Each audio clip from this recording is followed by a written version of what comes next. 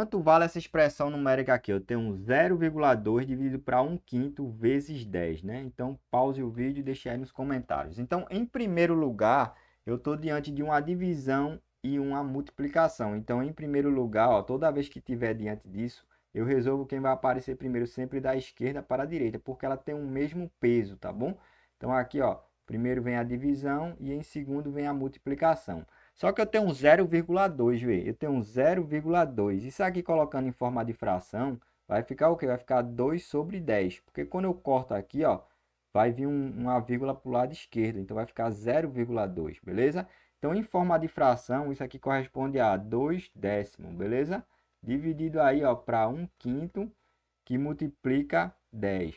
Estou diante de uma divisão de fração. O que é que eu faço? Eu vou repetir a primeira fração, certo? Vou até fazer aqui, ó. Vou deixar aqui mesmo, ó. Vou repetir a primeira fração e vou multiplicar pelo inverso da segunda. Então, 2 vezes 5 dá 10. Aqui, ó, vai ficar 10. E 10 dividido para 10, ó, vai me dar 1 como resposta, beleza? Então, no lugar desse 2 dividido para 1/5 aqui, ó, eu vou deixar aqui.